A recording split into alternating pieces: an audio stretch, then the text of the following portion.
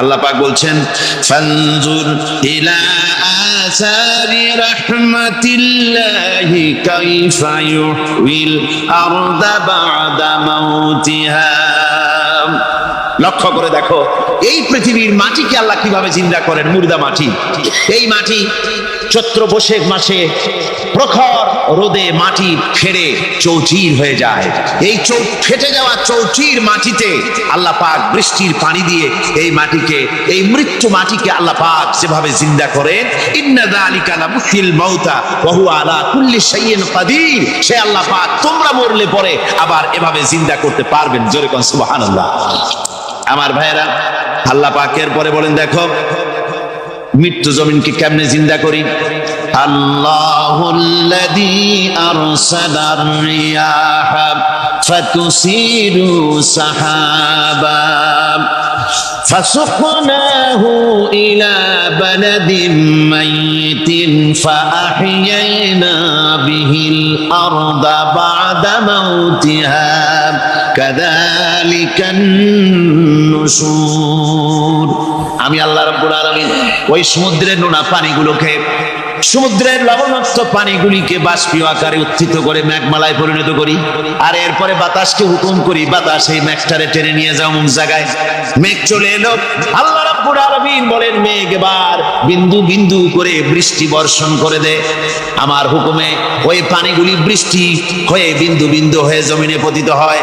আল্লাহ বলেন এভাবে করে বৃষ্টির পানি দিয়া মরা জমিনকে জিন্দা করে দিয়া নববধূ গর্ভধারণের যেমন প্রস্তুতি নেয়, বৃষ্টির পানি পায়া মরা জমিন তেমন ফসল ধারণের জন্য প্রস্তুতি নিয়ে নেয়। সুবহানাল্লাহ বিহামদিহি। এইটা যেভাবে আমি করি কাযালিকান নুশুর, এইভাবে করে তোমাদের কি কিয়ামতের দিন আমি জিন্দা করতে পারবো? কেমনে অস্বীকার করো? কাইফা তাকফুরুনা বিল্লাহি ওয়া কুনতুম আমওয়াতান ফাহইয়াকুম সুম্মা ইউমীতুকুম সুম্মা ইলাইহি তুরজাউন। কি করে তুমি আমাকে, আমি আল্লাহকে অস্বীকার করো? কুনতুম আমওয়াতান, তুমি ছিলে নিষ্প্রাণ, ফাহইয়াকুম, এরপরে আমি তোমাকে জিন্দা করলাম, সুম্মা ইউমীতুকুম, এরপরে তোমাকে আমি মৃত্যু করব, সুম্মা ইহয়ীকুম, এরপরে তোমাদেরকে আবার আমি জিন্দা করব, সুম্মা ইলাইহি তুরজাউন, এরপরে তোমাদের সকলকেই আমার কাছে ফিরে আসতে হবে। দেখেন না, আমরা যখন মানুষকে কবরে রাখি, কবরে রাখা তারপরে উপরে মাটি দিয়ে কি বলেন আপনারা? মিনহা খালাকনাকুম, পড়েন মিনহা খালাকনাকুম ওয়া ফিহা নুঈদুকুম ওয়া মিনহা নুখরিজুকুম তারাতান উখরা। এ বান্দা, এই মাটি দিয়া তোরে তৈরি করা হয়েছিল, এই মাটির ভিতরে রেখে গেলাম, আবার এই মাটি থেকে আল্লাহ রাব্বুল আলামিন তোমারে জিন্দা করবেন। কিয়ামতের ময়দানে সকলকে উঠতে হবে সেখানে আল্লাহর দরবারে। আল্লাহ পাক বলছেন বান্দা কেমনে অস্বীকার করো? ইন কুনতুম ফি রাইবিম মিনাল বা'স ফাইন্না খালাকনাকুম মিন তুরাব। পরকালকে যারা অস্বীকার করো, কিয়ামতে উঠতে হবে, এটাকে কিভাবে অস্বীকার করো? চিন্তা করে দেখো, তুমি নিষ্প্রাণ মাটি ছিলে, সেই মাটি দিয়েই আমি তোমাকে তৈরি করেছি। আবার আল্লাহ পাক মানুষকে আরো বুঝান, কিয়ামত আছে, পরকাল হবে, আল্লাহর দরবারে উঠতে হবে। আলাম ইয়াকুন নুতফাতাম মিন মানিয়্যিয়ুমনা, তুমি কি মাতৃগর্ভে নিক্ষিপ্ত এক ফোঁটা পানি ছিলে না?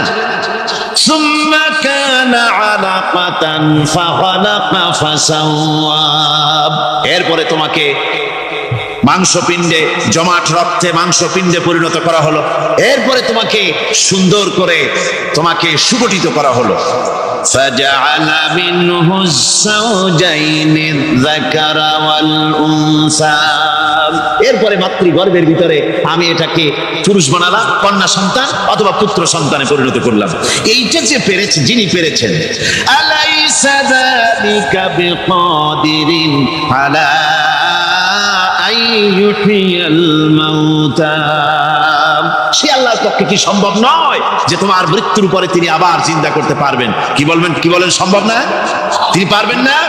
নিশ্চয়ই তিনি আবার কিয়ামতের মাঠে আমাদেরকে হাজির করতে পারবেন, এতে কোনো সন্দেহ নাই। আল্লাহ পাক সেই জন্য এখানে বলতেছেন যে ওরা বাল কাযযাবু বিসসাম, ওরা আসলেই পরকালকে অস্বীকার করেছে। আপনি যে নবী এতে কোনো সন্দেহ নাই, আপনি খানা খান, আপনি বাজারে যান, এটাই মূল আপত্তির বিষয় না। মূল কথা হলো তারা পরকালকে অস্বীকার করেছে। আল্লাহ পাক বলেন ওয়া আন্নাস সাআতা আতিয়াতুন লা রাইবা ফিহা, অবশ্যই সে সময় আসবে, সে কিয়ামত আসবেই, এতে কোনো সন্দেহ নাই। ওয়া আন্নাল্লাহা ইয়াবআসু মান ফিল কুবুর, আর আল্লাহ পাক তিনি কবরের মধ্যে অন্তর্হিত যা কিছু আছে সবাইকে কিয়ামতের দিন আল্লাহ পাক ময়দানে উঠাবেন। কিয়ামতে আল্লাহর দরবারে সকলকে হাজির হতে হবে। আমার বন্ধুগণ, আল্লাহ পাক বুজুবিল্লাহ সেই কিয়ামত যে দিনটা আল্লাহ পাক মানুষের জন্য রেখেছেন, সেই কিয়ামতের অবস্থা বড়ই মারাত্মক।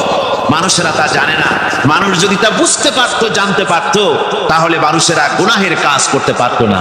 আপনারা কি চিন্তা করেন, ওই যে কাফের গুলি মক্কার জীবনে রাসূল পাক সাল্লাল্লাহু আলাইহি ওয়াসাল্লামের মক্কি জিন্দেগিতে যে সমস্ত মানুষগুলি চুরি করতো, ডাকাতি করতো, জিনা করতো, বদমাশি করতো, মানুষ হত্যা করতো, এই লোকগুলি ফিরে আসতো কিসের কারণে?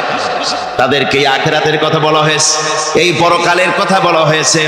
কোরআন শরীফে আল্লাহ রাব্বুল আলামিন পরকালের কথা, মৃত্যুর কথা, কিয়ামতের কথা, হাসরের কথা, সিরাতের কথা, মিজানের কথা, মওতের কথা যত বলেছেন, জান্নাতের কথা যত জায়গায় যতগুলা বলেছেন, সবগুলি আয়াতে কারিমা যদি এক জায়গায় করা যায় তাহলে পুরা কোরআন শরীফের 1/3 10 পারার সমান হবে। জোরে বলেন সুবহানাল্লাহ। যেহেতু পরকালের চিন্তা ছাড়া মানুষের জীবন পরিচ্ছন্ন হতে পারে না, সুন্দর হতে পারে না, অপরাধ মুক্ত হতে পারে না। আল্লাহ পাক বলেন সেই দিনটি বড়ই ভয়ানক, বিপজ্জনক। ওই দিনটির ব্যাপারে আল্লাহ পাক তার বান্দাদেরকে সতর্ক করে দিয়েছেন, বান্দারা সতর্ক হয়ে যাও, এইভাবে দিন যাবে না, কিয়ামত আসবে। আর ওই কিয়ামত এত মারাত্মক হবে, আল্লাহ সতর্ক করছেন বান্দাদেরকে।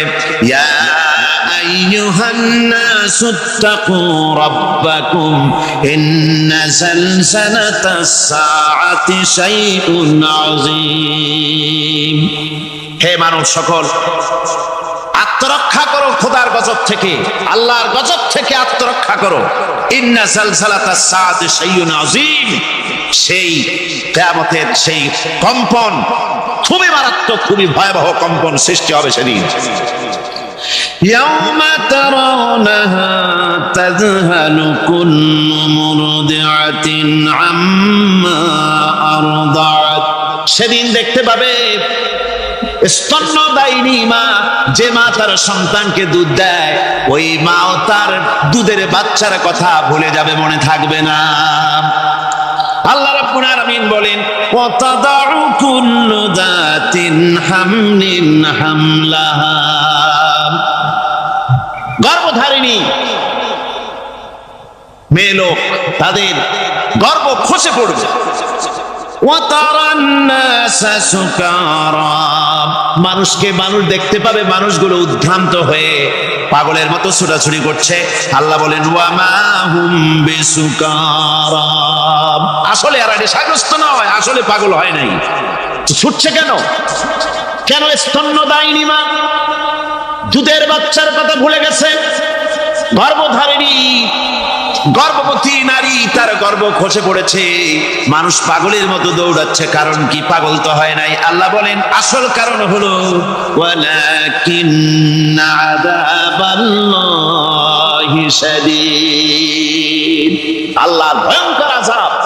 আর এই সব দৃশ্য, এই সব কম্পন মানুষের মধ্যে ত্রাস সৃষ্টি করে দিয়েছে, এই অবস্থার সৃষ্টি করেছে।